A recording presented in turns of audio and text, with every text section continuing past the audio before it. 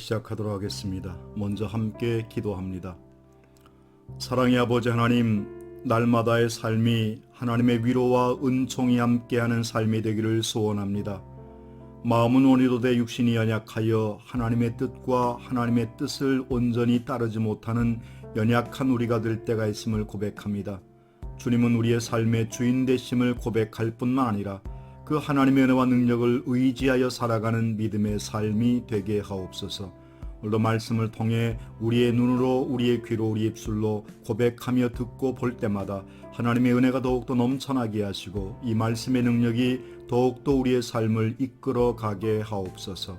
예수 그리스도의 이름으로 기도하옵나이다. 아멘.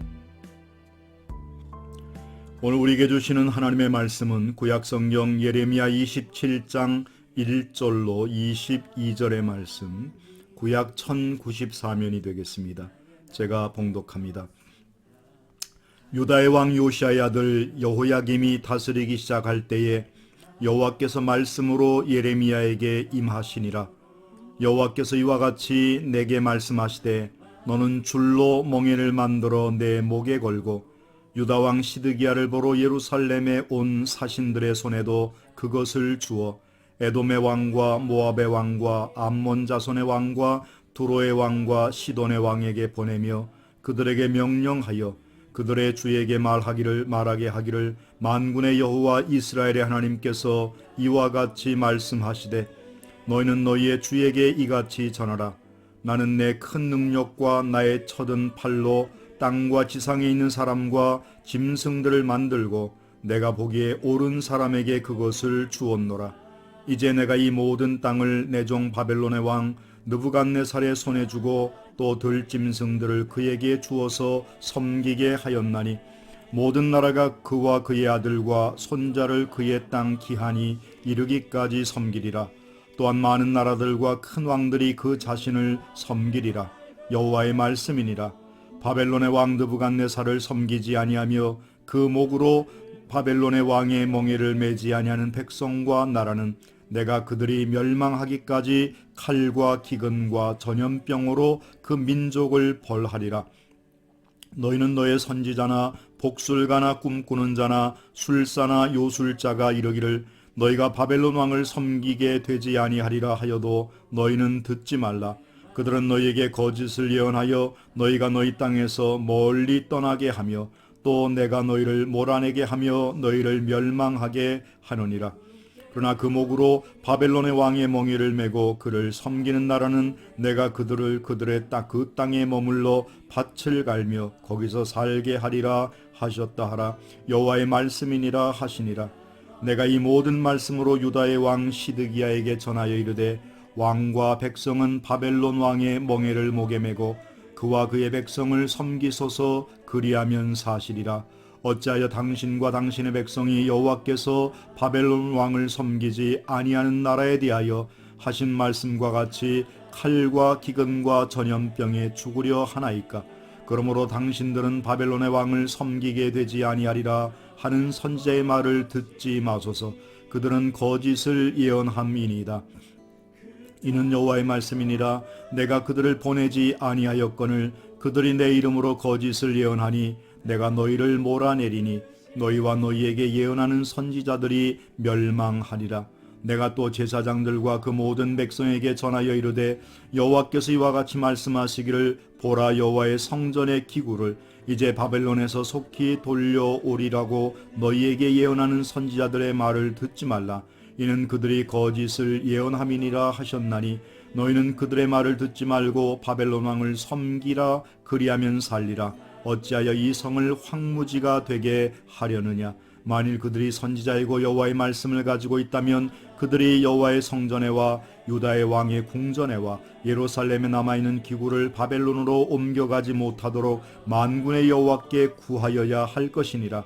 만군의 여호와께서 기둥들과 큰 대야와 받침들과 그 이 성에 남아있는 기구에 대하여 이같이 말씀하시나니 이것은 바벨론의 왕 느부갓네살이 유다의 왕 여호야김의 아들 여고니아와 유다와 예루살렘 모든 귀인을 예루살렘에서 바벨론으로 사로잡아 옮길 때에 가져가지 아니하였던 것이라.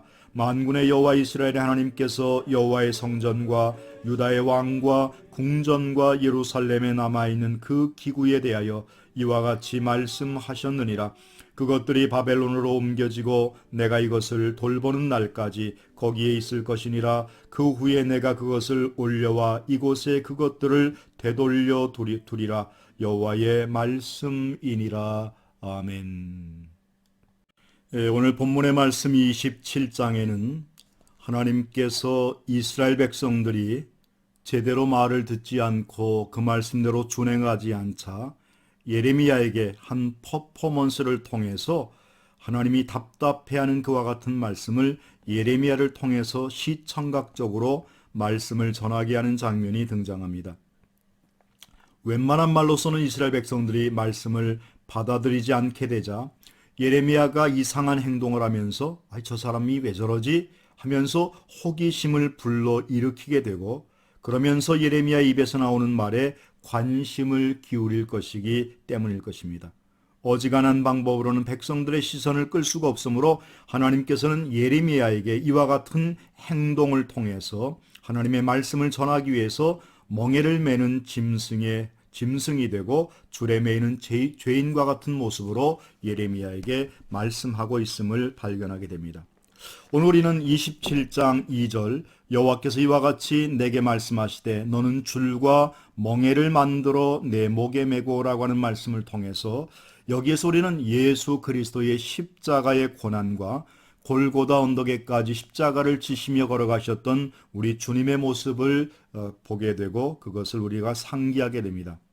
특별히 레위기 16장에 가보면 하나님께서 아사살의 염소에 관한 말씀을 주고 있는데, 하나는 여호와를 위하여, 하나는 아사셀을 위하여라고 하면서 유일하게 레위기 16장에 이 아사셀이라고 하는 말이 4번 등장하면서 유일하게 성경 그곳에만 등장합니다. 하나님을 위하여라고 하는 말은 어떻게 보면 우리가 이해가 되는데, 아사셀을 위하여라고 하는 말의 의미는 아사셀이 무슨 지명인가 이렇게 생각을 해볼 수 있는데, 원래 아사셀이라고 하는 말의 어원은 아자젤이라고 하는 말인데, 이 아자젤이라고 하는 말은 5글자의 히브리어로 이루어져 있습니다. 우리나라 알파벳과 같은 언어로서 아인, 자인, 알렙, 자인, 라멕 이 5글자로 이루어져 있는데, 이 5글자를 분철을 해보면 앞에 2글자는 그 암염소를 의미하고 다음에 3글자는 떠나가는 혹은 사라져가는 이라고 하는 의미를 갖고 있습니다. 그래서 이 5글자를 조합해보면 아사셀이라고 하는 아자젤이라고 하는 말의 의미는 바로 무슨 얘기인가 하면 사라져가는, 떠나가는 희생제물이다, 그런 의미가 담겨 있습니다. 우리가 아는 바대로 이스라엘 백성들은 7번째 달 제10일에 욤키퍼에 해당하는 대속죄일 날, 그들은 하나님 앞에서 언약을 행해나가는, 그러니까 대속죄를 통해서 지난 1년 동안에 지었던 백성들의 죄를 대신해서 대제사장이 희생제물을 하나님 앞에 드림을 통해서 그 모든 죄가 도말되는 것을 우리는 알 수 있습니다. 바로 이처럼 언약의 현장 속에서 하나는 하나님을 위하여, 하나는 아사셀을 위하여라고 하는 말의 의미 속에는 희생제물을 통해서 핏부림을 통하여 하나님께서 우리를 받으셨다고 하는 의미가 포함되고 있는 동시에 우리의 부정함과 죄가 한 염소의 핏부름으로 속량받았다고 하는 그와 같은 의미를 넘어서서 불의와 죄를 짊어진 또 다른 한 염소가 우리 앞에서 사라져 아무도 없는 곳에 가서 볼 수 없게 된 것처럼 우리가 하나님과 사람 앞에서 정결케 되었다. 그 모든 죄가 도말되어 사라져 눈에 보이지 않는 것처럼 우리가 더 이상 죄인이 아니며 이제 하나님께서 우리 모든 이스라엘을 용서하셨구나라고 하는 이와 같은 상징적 의미를 우리에게 보여주신다 할 것입니다. 우리는 하나님의 말씀을 따라서 이렇게 거짓 선지자와 싸우는 예레미야 선지자의 고군분투를 보게 됩니다. 참 다른 선지자들은 어떻게 보면 많은 백성들에게 희망 섞인 이야기를 하거든요. 잘 될 거야, 좋은 쪽으로 이야기하는데, 오히려 예레미야 선지자는 오히려 백성들에게 너희가 바벨론의 포로로 끌려갈 것이고 너희의 앞날은 뻔하다, 이렇게 순종하지 않으면 이렇게 될 것이다. 백성들의 입장에서 보면 예레미야의 말을 들으면 오히려 매국노와 같고 그의 이야기를 듣고 순종하면 마치 이와 같은 생각이 들 수 있을 텐데 오히려 거짓 선지자들은 백성들에게 사탕 발림을 이야기하고 결코 우리가 망하지 않을 것이라고 위로하고 그들을 격려하는 말을 하거든요. 때때로 우리는 이와 같은 현실 속에서 우리의 마음이 찹찹함을 느끼게 됩니다. 좋은 말, 위로의 말을 들으면 우리의 마음이 위로가 되지만 때때로 우리가 우리의 마음에 거슬리는 소리를 듣고 내 마음을 치는 소리를 하면 우리가 우리의 마음을 닫고 우리가 고개를 돌릴 데가 없지 않아 있지 않습니까? 우리는 다시 한번 생각해야 합니다. 내게 거치는 말, 내게 거슬리는 말일지라도 하나님의 말씀으로 여겨지면 그 말씀에 순종하여 나를 복종시키는 온전한 복종함이 있을 때에 하나님의 참된 자녀로서 온전히 살아갈 수 있음을 믿으시고 때마다 시마다 늘 하나님의 말씀에 순종하는 복된 믿음의 삶이 되시기를 주님의 이름으로 축원합니다. 기도하겠습니다. 은혜로우신 아버지 하나님, 때때로 우리의 마음속에 많은 갈등들을 겪을 때가 있습니다. 내게 좋은 소리만 들리고 나를 칭찬하는 말을 하면 내 마음이 혹할 때가 있고 오히려 내 귀에 거슬리고 내 마음을 아프게 하면 그 말씀에 귀를 막고 우리의 마음을 닫을 때가 있을 때가 있는 우리였음을 고백합니다. 하나님, 그러나 우리의 귀에 거치는 말이고 우리의 마음이 아픈 마음일지라도 하나님의 말씀이 내게 들려질 때에 순종함으로 그 말씀을 청종하고 그 말씀을 청종함에 그치지 아니하고 삶의 자리 속에서 변화를 이끄는 말씀이 되어서 하나님의 인도하심과 도우심의 손길을 온전히 바랄 수 있게 하옵소서. 오늘 한날의 삶도 주의 인도하심을 쫓아 살아가는 신령한 믿음의 삶을 살아가는 우리 모두가 되게 하옵소서. 예수님의 이름으로 기도하옵나이다. 아멘. 사랑하고 축복합니다.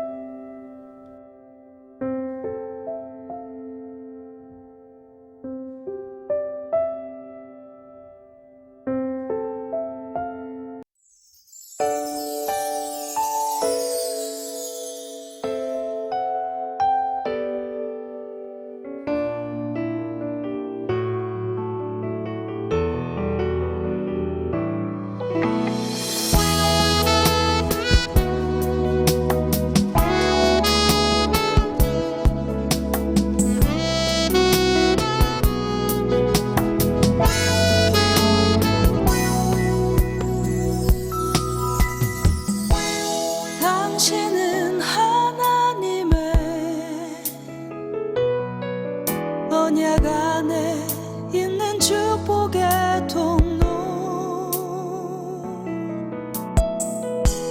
당신을 통하여서 열방이 주께 돌아오게 되리. 당신은 하나님의 언약 안에 있는 축복의 통로, 당신을 통하여서 열방이 주께 예배하게 되리. 당신은 하나님의 언약 안에 있는 축복의 통로, 당신을 통하여서